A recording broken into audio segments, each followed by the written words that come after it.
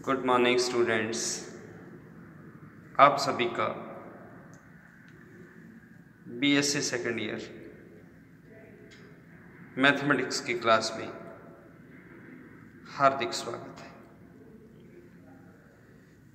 Dear students, जैसा कि आप जानते हैं कि अपने अभी तक रेक्टिलिनियर मोशन का अध्ययन कर रहे थे, तो आज मैं एक नया topic Hooke's law of elasticity, प्रत्यास्थ डोरियों के लिए हुक का नियम क्या होता है, इसके बारे में बताऊंगा। तो हुक का नियम क्या है कि किसी प्रत्यास्थ डोरी में तनाव उसकी लंबाई में प्रति इकाई विस्तार के समानुपाती होता है। यानी कि L अगर किसी डोरी की स्वाभाविक लंबाई है, X उस डोरी में उसकी स्वाभाविक लंबाई से जो इंक्रीज इन लेंथ है वो है, यानी कि डोरी में विस्तार है, तो हुक का नियम कहता है कि जो इसमें तनाव T होगा वह समानुपाती होगा X बटे L के, यानी कि डोरी में विस्तार बटे नेचुरल लेंथ। अगर लैम्डा को हम कांस्टेंट ऑफ प्रोपोर्शनलिटी लें तो T इज इक्वल टू क्या हो गया, लैम्डा X अपॉन L। ये जो लैम्डा है इसे हम कहते हैं प्रत्यास्थ मापांक या मॉडुलस ऑफ इलास्टिसिटी। अब मैं एक आर्टिकल करना चाहूँगा, प्रत्यास्थ डोरी की क्षैतिज गति, horizontal motion of N elastic string, कि यदि किसी डोरी का एक सिरा स्थिर हो, दूसरे सिरे पर m द्रव्यमान का कोई कण बांधा गया है, उस डोरी को किसी या उस द्रव्यमान को किसी लंबाई तक खींचकर छोड़ा जाता है, तो उसकी गति किस प्रकार की होगी, इसका अध्ययन करते हैं। तो अपने सपोज कर लेते हैं कि माना वो एक स्थिर बिंदु है, इसके सिरे A पर m द्रव्यमान का एक कण बंधा है और OA is equal to small a is equal to natural length of the string, यानी कि A डोरी की स्वाभाविक लंबाई है। कण को बिंदु B तक खींचकर छोड़ा जाता है, यानी कि बिंदु B पर जब खींचकर छोड़ेंगे T is equal to 0, X is equal to B और V इज इक्वल टू 0, क्योंकि कोई वेलोसिटी देने की जरूरत नहीं है। जब कण स्वाभाविक लंबाई से ज़्यादा खींचा गया है तो उसमें तनाव होगा, तनाव मीन्स फोर्स, तो फोर्स उसको वापस उसकी स्वाभाविक लंबाई की ओर लेकर जाएगी। माना T समय पश्चात कण बिंदु P पर है और AP is equal to X है, तो हुक के नियम से तनाव T इज इक्वल टू क्या होगा, lambda X upon natural length A। तो equation of motion m d2 x upon dt2 is equal to lambda x upon A with minus sign, क्योंकि जब कण B से A की ओर आ रहा है तो x कब हो रहा है, और जब A से B की ओर जाएंगे तो डायरेक्शन अपोजिट होगी। तो x double dot is equal to minus lambda upon am into x. तो ये क्या आ गया, सरल अवृत्त गति की समीकरण आ गई। और जितनी देर कण सरल अवृत्त गति करेगा, यानी कि गति कण की गति जो है वो A के सापेक्ष सरल अवृत्त गति होगी, तो जितनी देर कण सरल अवृत्त गति करेगा उसका जो अवृत्त काल होगा, टाइम पीरियड, वो क्या होगा, 2 पाई अपॉन रूट म्यू। पिछले चैप्टर में हमने किया था, तो रूट म्यू की वैल्यू हमने सब्स्टिट्यूट कर दी, तो ये क्या आ गया, 2 pi upon root am upon lambda. वापिस फिर इक्वेशन फर्स्ट से x double dot means v dv by dx is equal to minus lambda upon am into x. Variables को सेपरेट कीजिए और इंटेग्रेट कर दीजिए, तो आपके पास आ जाएगा v square is equal to minus lambda upon am into x square plus constant of integration. अब कण को क्या है, प्रारंभ में बिंदु B तक खींचकर छोड़ा गया है, तो मैंने कहा था कि बिंदु B पर क्या है, T is equal to 0, X is equal to B, V is equal to 0। तीनों वैल्यूज को आप सब्स्टिट्यूट करेंगे तो C1 इज इक्वल टू क्या आ गया, lambda upon am into B square. C1 का मान वापस इक्वेशन में रखिए तो आपके पास आ गया v square is equal to lambda upon am into B square minus x square. जब कण बिंदु पी ए पर पहुंचेगा तो जो डोरी है अपनी स्वाभाविक लंबाई में आ जाएगी, यानी कि x इजिकल टू क्या हो जाएगा, 0 हो जाएगा।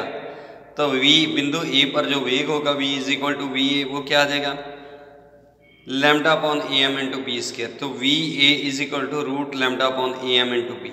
Lambda constant, A constant, M constant, B constant. तो कहने का मतलब बिंदु ए पर पहुंचकर कण का वेग अचर हो जाएगा। अब क्योंकि बिंदु ए पर पहुंचकर कण का वेग वी ए शून्य नहीं होता है, तो डोरी क्या होगी, अपने स्वाभाविक लंबाई में तो आ जाएगी, लेकिन यहाँ रुकेगी नहीं, क्योंकि वी ए शून्य नहीं है। तो कण ए की बाईं ओर जाएगा और यह ए डैश तक इसी वेग वी ए के अनुसार ही गति करता रहेगा। लेकिन जैसे यह ए डैश के बाईं ओर जाएगा, डोरी में फिर से विस्तार शुरू हो जाता है और डोरी में विस्तार शुरू होते ही डोरी में तनाव आना शुरू हो जाएगा और कण की गति जो है ए डैश के बाईं ओर फिर से SHM के अधीन गति शुरू हो जाएगी। और इसी प्रकार से कण ए डैश से बी डैश तक गति करता रहेगा, लेकिन जैसे ही बी डैश पर x इजिकल टू बी होगा, वेग उसका पुनः शुरू हो जाएगा, 0 हो जाएगा। तो बी डैश पर पहुंचकर जब वेग शून्य हो जाएगा, 0, तो वह बी डैश से वापस अपने ओरिजिनल पथ की ओर वापस मुड़ जाएगा, यानी कि बिंदु ए की ओर मुड़ जाएगा और वह फिर से उसी प्रकार गति करता हुआ पहले ए डैश, फिर ए और फिर वापस बी तक गति करेगा। तो इस प्रकार से जो बी से ए से ए डैश से बी डैश, बी डैश से ए डैश से ए और ए से बी तक उसका एक दोलन पूरा होगा।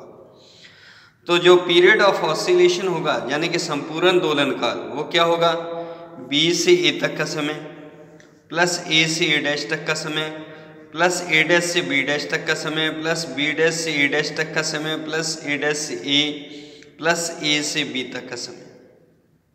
अब बी से ए या ए से बी ये समय समान है, तो इसलिए हमने इसे क्या कहा, ट्वाइस ऑफ बी से ए का समय। ए से A dash plus A dash से ए तक ये भी डबल हो रहा है, तो प्लस डबल ऑफ ए से ए डैश का समय प्लस ए डैश से बी डैश तक का समय।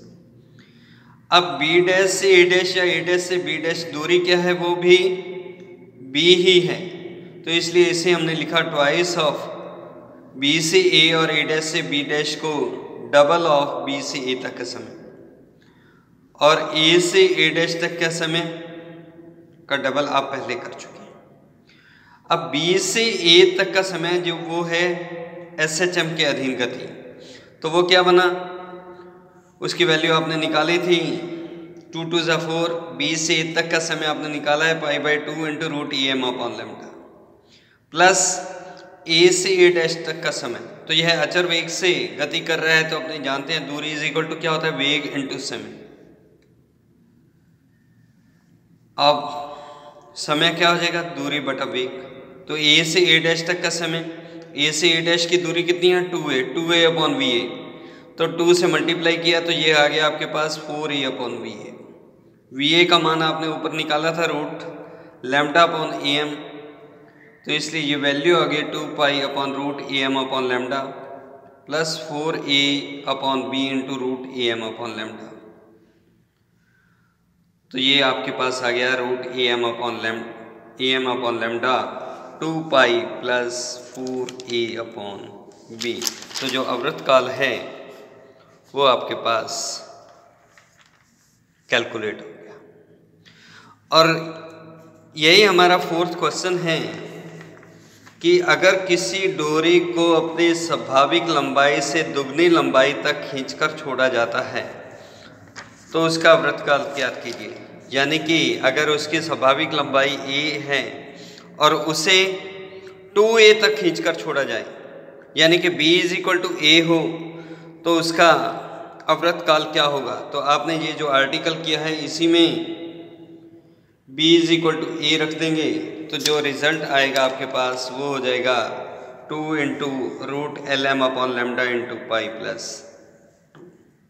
तो इस प्रकार से अपने यदि कोई कण हुक्स के नियम के अधीन गतिमान है तो उसका वेग ज्ञात करना है या उसका पीरियड ऑफ ऑसिलेशन ज्ञात करना है तो इस तरीके से आप उसे कैलकुलेट कर सकते हैं।